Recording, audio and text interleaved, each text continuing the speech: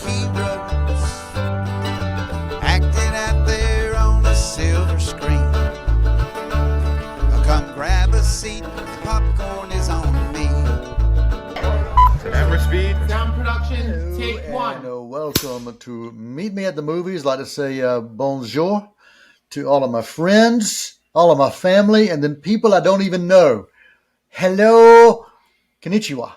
Thomas Manning joining us right here on Meet Me at the Movies. We're happy to have Thomas on the show. And Thomas is like one of these guys on a sitcom. He's a recurring character now. You know, used to he was a regular, but he's gone off to bigger and better things and doesn't have quite as much time to invest with us anymore right here on Meet Me at the Movies. But we will always invite him back when he's got some good stuff to say. And we've got some good stuff to talk about today, Thomas. Some movie reviews as well as some interviews coming up. But Thomas, first let's dive into this film that I've been looking forward to for quite a while. Ever since I saw the trailer, a film called The Fall Guy, and there are some connections to entertainment past, which we'll talk about as well. Yeah, I think we had some non-viewer mail about this, asking if this film, The Fall Guy, directed by David Leitch, if there was any connection to the television series from back in the 80s starring Lee Majors. So, Noel, I'll let you take that one. Is there any sort of correlation there at all? Oh, absolutely. Yeah. The original series, The Fall Guy, it ran on ABC in the 80s. You mentioned it, from 81 to 86. So it had a 5-year span, but it was a very popular series at the time. Lee Majors, who had just finished up a couple years prior a run as the $6 Million Man, was coming on this series as Colt Seavers was his name. He was a former Hollywood stuntman who actually not just a former Hollywood stuntman, he was a Hollywood stuntman who was moonlighting as a bounty hunter. And so, he would go out there and hunt down criminals. And it was a show that was action, it was adventure, but there was comedy thrown in as well. And I just remember truly enjoying it. And Lee Majors did not take himself too seriously. He had a lot of fun with this particular role on television. And there were always a lot of guest stars that would pop up, a lot of cameos that would pop up on this series. And it was created by Glenn Larson. And Glenn Larson, Thomas, is also the producer for the movie that we're going to be talking about as well. So if you haven't seen the original TV series, go check it out. Track it down. It's well worth your time. It's a heck of a lot of fun. And Thomas is going to tell us about this movie, The Fall Guy, with some faces that you will definitely know. Yeah, so it does star Ryan Gosling in the lead role as the Colt Seavers character. And it's directed by David Leitch, as I mentioned, who is himself a former Hollywood stuntman, longtime stuntman and coordinator who worked on that side of things for a couple decades. And then within the past decade, he's taken his career behind the camera. He co-directed the first John Wick film along with Chad Stahelski. And Leitch has also directed Atomic Blonde with Charlize Theron, Deadpool 2, Hobbs and Shaw, Bullet Train. So all of those are films that have, watching those and knowing Leitch's background, you can see, okay, a stunt person definitely directed this. And The Fall Guy takes that to the extreme. This is definitely Leitch's most personal film.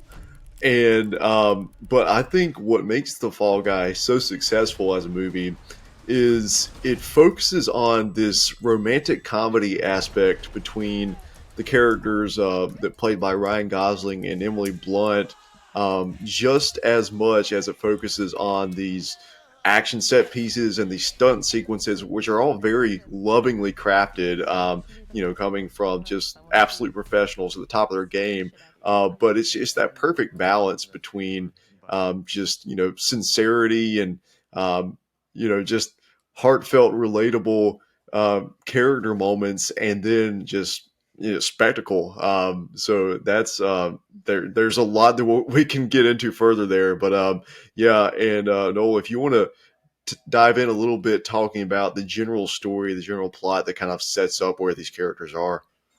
Well, you've got a stuntman who has got some history with the director, romantic history, I guess, with the director, and there is a star that ends up missing. And I think that Ryan Gosling's character Colt Seavers is called upon to track the star down. Correct? Is that where we're headed with this?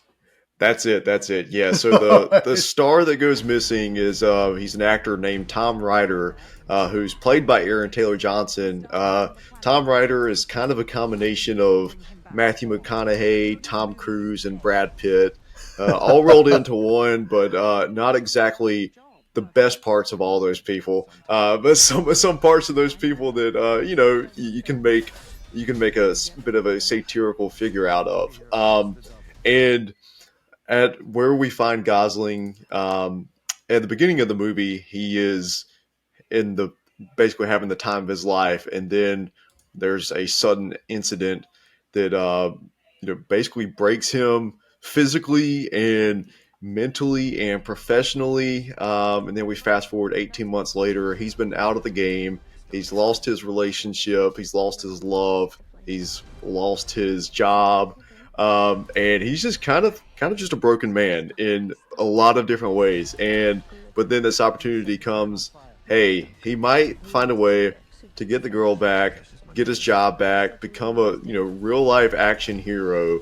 So that's really the central, or multiple central conflicts that are all connected there. And that's another thing I love about it is that the conflict of getting the girl and the conflict of making this movie which serves her career, and also the conflict of simply trying to stay alive in the midst of all this. Those are all intrinsically connected, but he has to solve them all individually. And sometimes solving problems in one area leads to the development of more problems in another area. And it's just a very terrific storytelling formula to watch Ryan Gosling's character juggle all of this. And when you get someone as just charismatic as Ryan Gosling in a role like that, you're set up for success. Well, it's a film, as I mentioned, I was excited about when I saw the trailer. I remember the original series and remember how much fun that was. And just from the trailer itself, I realized that the pairing with the two leads was going to be solid. The chemistry, if the only chemistry I saw was what was on the trailers, to me that would have been enough. Because I just felt it was there. And also just, Ryan just has had a way of just having a blast with roles similar to this, action roles where he gets a chance to show a little bit of his comic chops. And so I knew it was going to be something that I was going to be drawn to without a doubt. And also my bride as well. I wanted to take Beth to see this for an early screening, but she's a teacher, and it's been kind of this testing week going on. So I decided I was going to hold off and wait and go see this with her for the first time. And I think she appreciated that as well. Yeah, I think it'll be worth the wait for you whenever you do see it. There's one particular scene that I want to dive into as a sequence that perfectly illustrates everything that works about the Fall Guy. And it's a moment that involves a karaoke. So Emily Blunt's character is singing Phil Collins' song "Take a Look at Me Now," and it's a very pivotal juncture where we think that Gosling is about to win her back, but right when he's about to get there, everything in this other situation with the missing actor kind of blows up, and there's this really massive set piece that you've seen in the trailers where Gosling he's basically water skiing across a highway, except there's no water. It's just asphalt. He's skiing across on the back of like a truck bed, and there's sparks flying everywhere. And that's what I do on Tuesday mornings. Yeah, that's how you get Tuesday morning. That's just your Tuesday morning commute, I believe. Yeah, Exactly. Yeah. So that's how I get to the Arts Council as well, and that's how you get to Gardner Webb. So, but in this moment, as the audience, we with his character's life literally hanging in the balance, we care just as much about whether or not he survives as we do about his relationship with Emily Blunt. We're worried about him, trying to patch things up with her, and we're like, well, if he survives this but doesn't patch things up with her, then well, we're still gonna have this void in our hearts. So basically, I think the love story is just as adrenaline fueled as the action. Awesome. That's kind of the best way that I can put it. So this is one of those films, Thomas, that would appeal when you're talking about quadrant films that appeal to different ages, different races, different genders as well. And so this one really seems to be one of those that could cross over. So maybe a perfect date night film is what it's sounding like. It absolutely is that, and it's really a perfect movie for movie lovers, and even people who just casually love movies. This film hits that sweet spot. It's obviously extremely meta. Right. It's a movie. It's a movie about making movies, and there's tons of references that general audiences are going to get, but also there's some inside baseball stuff for hardcore movie buffs like us. But it's never at the expense of one group or the other. You're not gonna feel truly left out if you don't get every single reference, because there's something for you no matter what your movie knowledge level is. And I will say there's a direct reference to a certain Michael Mann film that you may or may not have worked on back in the 90s. And it's a very direct reference. And it was all I could do not to just cheer and clap and just give a standing ovation at that moment. I was watching it, and yeah. So I'm very, very excited to see your reaction to that whenever you get a chance to watch it. Awesome. Well, before we go to the rating, I do want to correct myself. I did get a text earlier in the show. I said that Glenn Larson was the producer for this. Glenn Larson was the creator. Glenn Larson passed away back in 2014, and so I want to correct myself on that. But he was an amazing creator for TV history, things like Battlestar Galactica, Quincy M.E., Hardy Boys, Nancy Drew Mysteries, Fall Guy, Magnum P.I., Knight Rider, just a whole host of series that he brought to the small screen. But he was legendary, and so we've seen some of these have gotten reboots on TV as well, like Magnum P.I. And so it's pretty cool to see one of his creations making it on the big screen. And I've wondered for years, Thomas, why this wasn't a show that was brought back in some form or fashion, because it really was such a cool concept of a TV series and a cool story. And so it's nice to see that they found a way to bring this to the big screen. And I think, depending on the success of this, we could possibly see a sequel come out of this, and you think that might be a possibility as well, right? I hope so. I really do. I know that in the past we've seen Ryan Gosling in films that we hoped would have gotten a sequel, like The Nice Guys, but other more family-friendly films that were released around the same time kind of pushed that box office out of the way, and that's the reason we haven't gotten a sequel to The Nice Guys, and probably won't. I hope we don't have a similar issue with The Fall Guy, because I think this deserves. I really think it deserves a franchise, and I'll keep coming back for this one as many as they make. And if this is the only one we get, then I will keep watching this one over and over as well. So awesome. Final thoughts about this. This did premiere at South by Southwest back in March, and also the Guinness Book of World Records awarded this film because there were the most cannon rolls ever performed by a car. And so this has got the Guinness Book of World Records attached to it as well. So that's pretty awesome. Yeah, it's 8.5 rolls, I believe. Which Wow. that's like me on Thanksgiving, 8.5 rolls. That's awesome. Thanksgiving, man, that's like a Tuesday night for you. Tuesday morning sure. and then Tuesday night. That's Tuesday night. Well, Thomas, final thoughts or comments before you weigh in with your rating? Oh, so I will give a quick shout out to screenwriter Drew Pearce on this film. He's been attached to a lot of projects that you and I have loved over the years.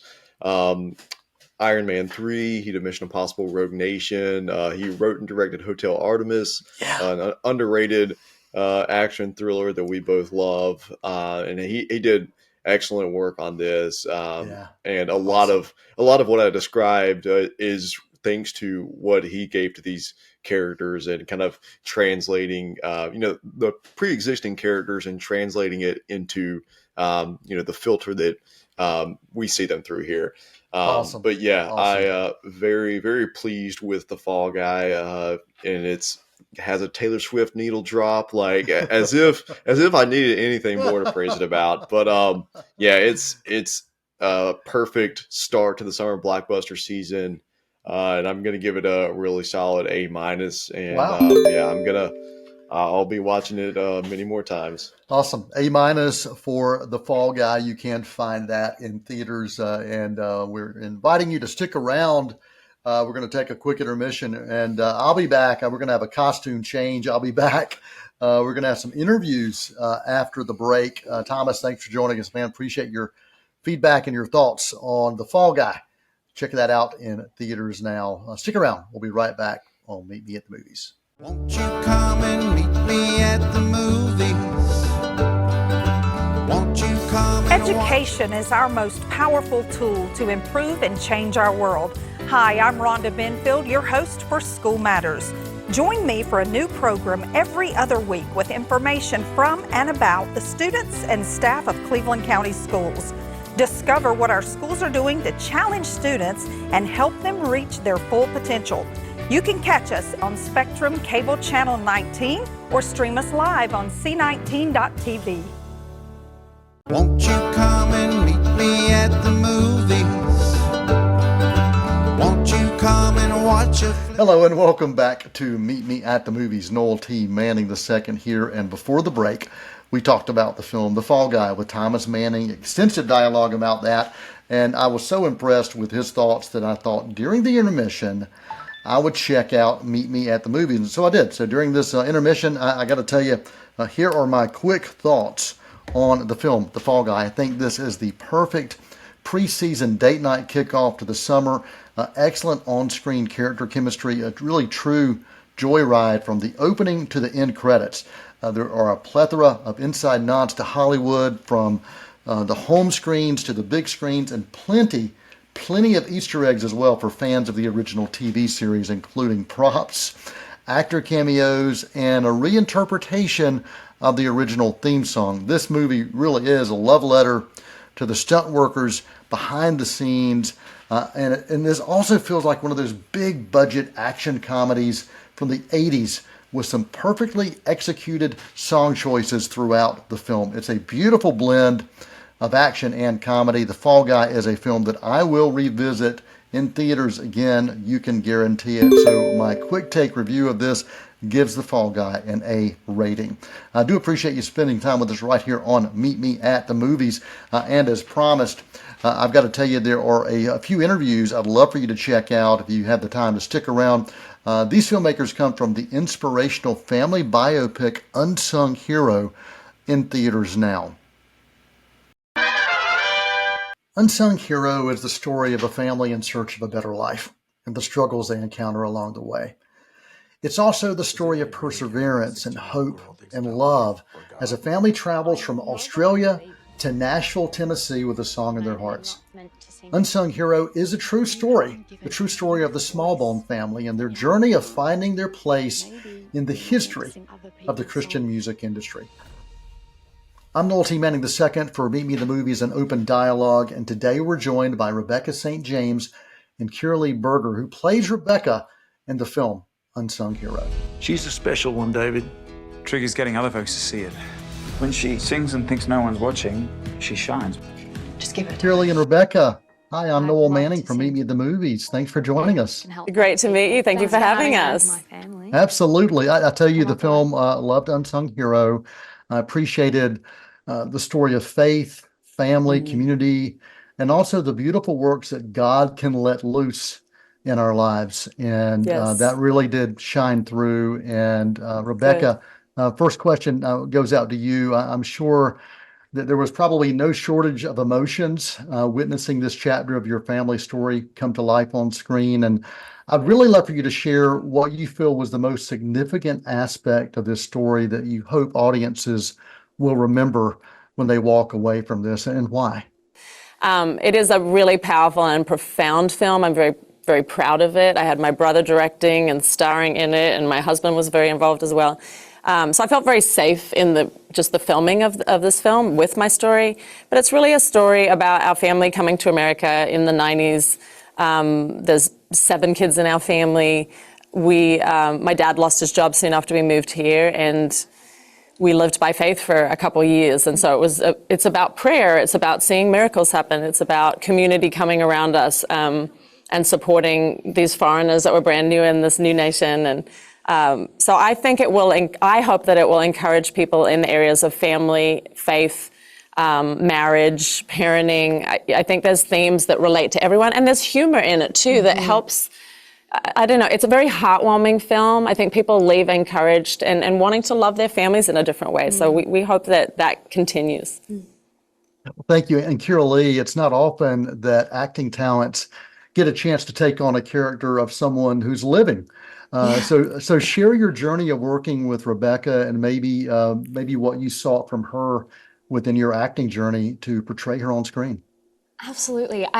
It is so true that it's such an intriguing thing. I have played many real people before. I was once on like a history television show, but this is, I believe, the first time that I've played a real person that is still living and very much beloved. So that was a challenge. But similarly to what Rebecca was saying about feeling very safe because, you know, her brother and her husband was there, I very much felt the same way because every step of the way, I sort of had the Rebecca encyclopedias next to me because I was 10 feet away from all times from her brother, her husband, her father, sometimes her mom, her friends. So anytime I had a question, I felt so safe and I knew that I was so held that I could just trust fall and they were always going to catch me and they weren't going to let me fail. And Rebecca was so kind and gracious. You know, we had our phone calls and our conversations to make sure that, you know, I understood what was going on in here and up here.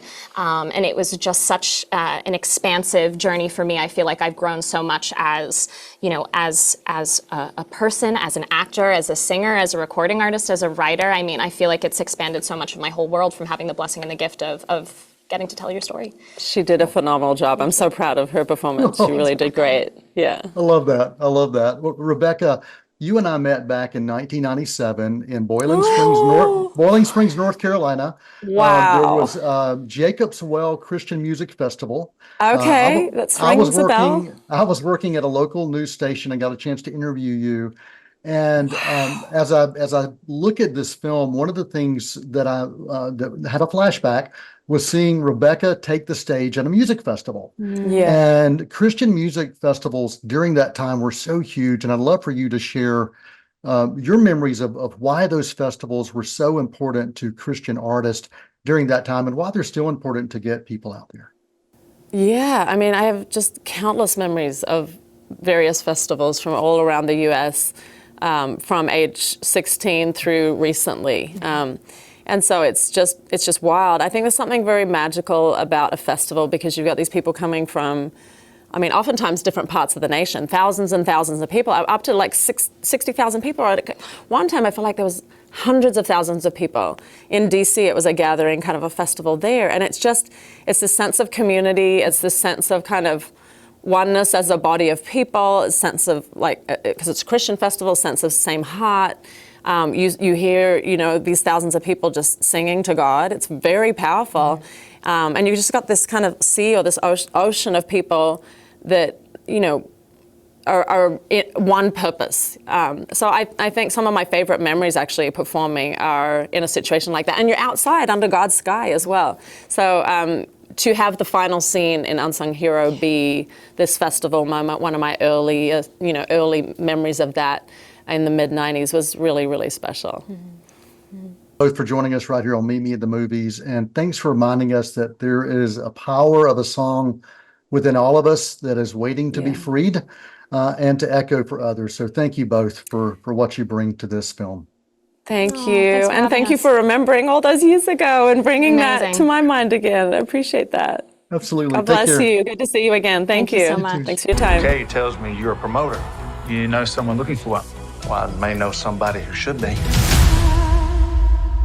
She's been given a beautiful voice. It's a miracle. She's a special one, son. Your family, they're not in the way. They are the way. Joel, Luke, hey, thank you both for joining us right here, sharing your family story and Unsung Hero.